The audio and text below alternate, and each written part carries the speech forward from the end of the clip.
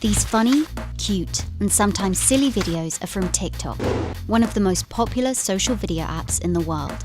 Over 500 million people, mostly teenagers and millennials, use TikTok and its Chinese version Douyin to make and share short-form videos. But you may have never heard of the app's creator, ByteDance, a Chinese internet company with a lofty $75 billion valuation. In fact, it's the world's most valuable startup. This is the story of how ByteDance achieved extraordinary success in China and how it's pushing to be the next global internet titan.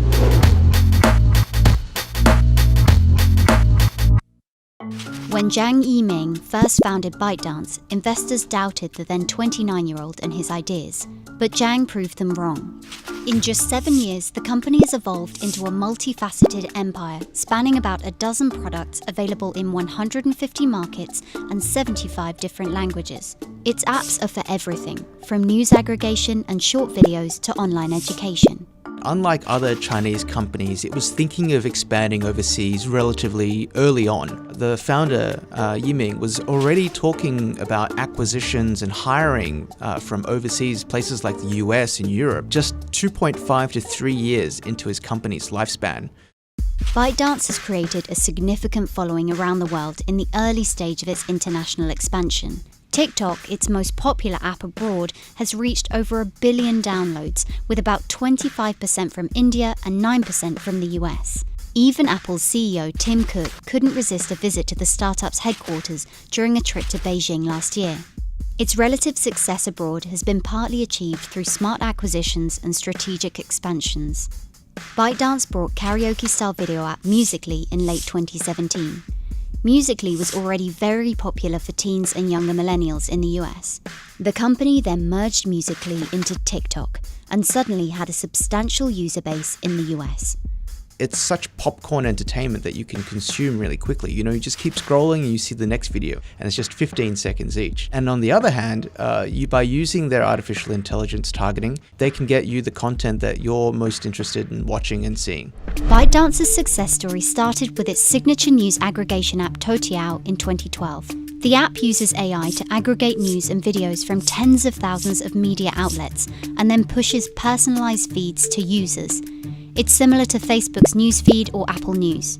ByteDance uses its AI engineers and AI engines to serve content you want to see straight away. So the idea is that the more you use it, the better it learns about your habits and your personality, and the better suited the article becomes for you. And then that becomes an addictive experience.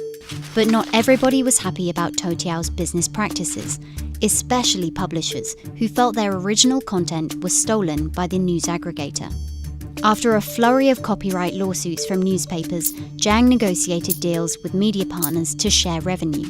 Today, Toutiao has become one of the most popular news services anywhere, with more than 700 million registered users. What's remarkable is that Zhang and ByteDance managed to create such hugely popular apps like Toutiao and TikTok without backing from China's internet giants, Baidu, Alibaba, and Tencent, also collectively known as BAT. In fact, it often found itself at war with the three giants. If you're not backed by BAT, it's very difficult to survive as an internet unicorn in China. In many ways, ByteDance survived by being underestimated by other Chinese internet giants. The challenge now is how ByteDance can keep its momentum while facing intense competition from local and international players. Its main revenue comes from ad sales, but the company barely met its 2018 revenue target amid a slower Chinese economy. ByteDance also faces regulatory issues at home and abroad. Last April, ByteDance had to shut down a popular joke-sharing app in China. Its bread and butter, Toutiao and Douyin, was also suspended by the Chinese government around the same time. Content is also a risky venture in its overseas markets like the US. In February, TikTok had to pay a record $5.7 million to settle claims by the US government that it illegally collected personal information from children. And so ByteDance's ambition to be a global internet titan might mean a tough road ahead.